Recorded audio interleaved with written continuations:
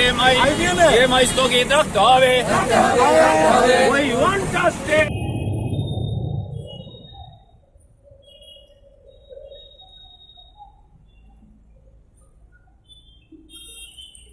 এক মাস হয়ে গেল, এক মাস পূর্ণ হলো 3 তারিখ, গত 3 তারিখ, অক্টোবর থেকে আজকে নভেম্বর, অক্টোবর 3, মানে এক মাস হয়ে গেল। এখন পর্যন্ত মাননীয় সরকার প্রধান মহাশয় আমাদেরকে কিছু বলেননি।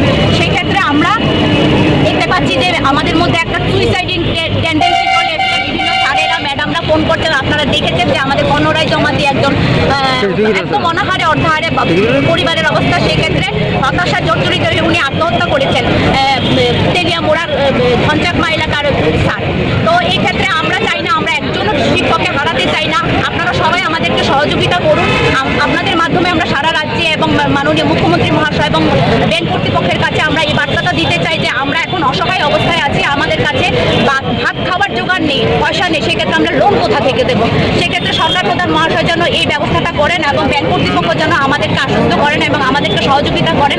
যতদিন একটা স্থায়ী ব্যবস্থা না হচ্ছে আমাদের চাকরির, ততদিন পর্যন্ত যেন মাননীয় চেয়ারম্যান সাহেব বা ব্যাংক কর্তৃপক্ষ আমাদের লোন কিস্তি সমেত আমাদেরকে স্থগিত রাখেন এবং যে অর্ডারগুলি দিয়েছেন যে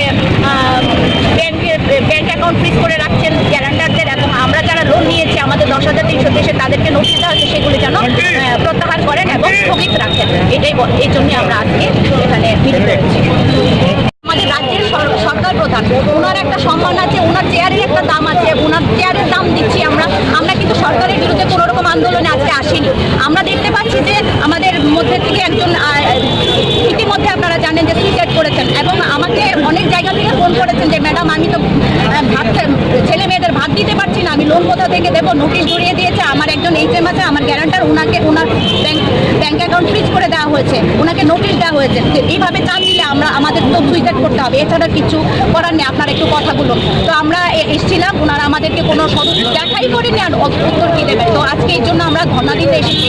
আর আমরা মাননীয় মুখ্যমন্ত্রী মহাশয়ের যে আশ্বস্ত করেছিলেন গত 3রা অক্টোবর, আমরা কিন্তু আশ্বস্ত আছি।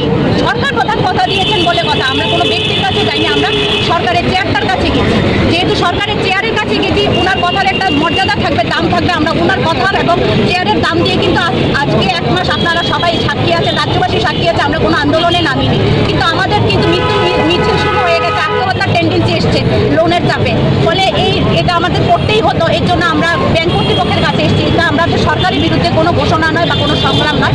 আমরা এখনও আশ্বস্ত আছি, আগামী এক মাস আমরা আমাদের সরকার প্রধানের কথাকে আমরা সম্মান জানিয়ে আমরা এখনও থাকবো। অন্তত নভেম্বরের 3 অবধি আমরা কোনো রকম সরকারের উপরে সংগ্রাম করা, যে আমাদেরকে চাকরি কেন দেওয়া হয়নি বা আমাদের ব্যবস্থা করা হয়নি, এই নিয়ে আমরা আরও আগামী নভেম্বরের 3 অবধি আমরা অপেক্ষা করব।